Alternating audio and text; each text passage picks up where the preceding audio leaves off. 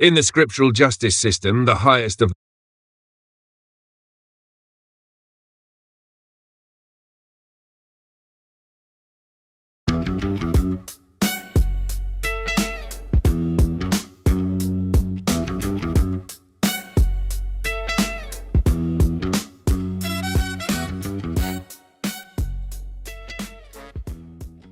I'll break it down step by step and tell you why all these spellings exist, what each spelling carries linguistically, and what each version tries to express.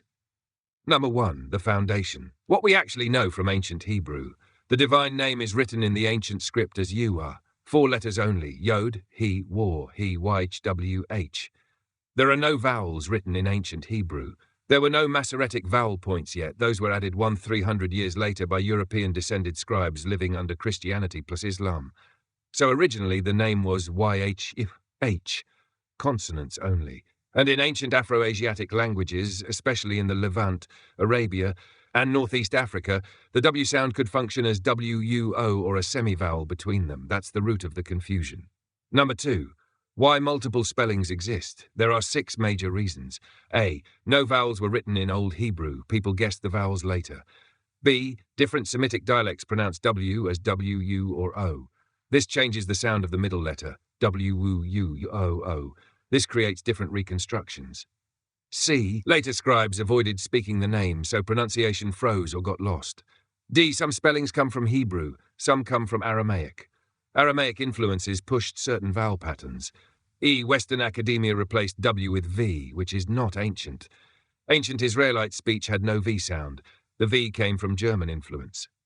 F. Different communities preserved different fragments, Yemenite, Ethiopian, Karaite, Samaritan, early Christian, Old Arabic inscriptions. Each preserves something slightly different. Number 3. Now the breakdown of each spelling, I'll go one by one. 1. Yah. Most ancient, simplest, clearest piece. Meaning function. Used in Psalms, Praise Yah, names, Yeshayahu, Elayahu, Adoniah, early inscriptions. What it represents. The short form of the divine name, extremely old. It implies breath, existence, he is. The core identity without expansions. Every ancient Near Eastern culture used short forms for their deities. Yah is the oldest preserved vocalization. 2. Yahuah. Pronounced Yahuah. Why people use this spelling? Because it fits ancient Hebrew vowel patterning, the use of U for the war, Paleo-Hebrew dialects, theophoric names ending in Yahu, Yahu. Examples: Yeshayahu, Isaiah, Yirmeyahu, Jeremiah, Eliyahu, Elijah. If the name ends with Yahu in personal names, the full name likely sounded like Yahuah. Meaning emphasis, he who exists, he who causes to be. This is one of the strongest linguistic candidates. Now 3. Yahweh, pronounced Yahweh. Where this spelling comes from, mainly Western academia, German scholars 19th to 20th century. Why? Because German doesn't use W as W. In German, W is pronounced V, so European scholars turned the middle letter into V. This is not native to ancient Hebrew. Meaning emphasis. This spelling pushes the root HWH, meaning to be, to become. It's a linguistic attempt, but influenced by European phonetics. Is it ancient? Partially yes, partially no. The root is ancient, but the sound where is not rooted in old Israelite speech. Yahuah. Where this comes from. This version honors ancient Hebrew war being W, not V. A symmetrical pattern. Yahuah, Afro-Semitic phonology, where WA is a natural vowel combination, meaning emphasis. This reflects the idea of cyclical, continuous existence. He is, he was, he will be. It's a very old Semitic pattern, sounds like ancient Ugaritic and early Canaanite deities' naming structures. Strength, probably one of the closer ancient vocalizations. Yahuwah, pronounced Yahuwah, where this spelling comes from. This mixes Hebrew O vowel, holam, the wa as wa, the traditional Jewish practice of saying Adonai, which influenced later spellings, why it exists. Some argue Hebrew names beginning with Yeho reflect the full name starting with Yahweh. Examples: Yehoshua contains Yeho, Yehonatan, Yehoram. Meaning emphasis, he who causes to exist, but with the O vowel attached. This is partly based on post-exilic patterns, not earliest Hebrew. 6. Yahuwah, used among some Israelite groups, pronounced Yahweh. Where this spelling comes from. Some groups inserted a ha between letters to avoid creating a vowel run.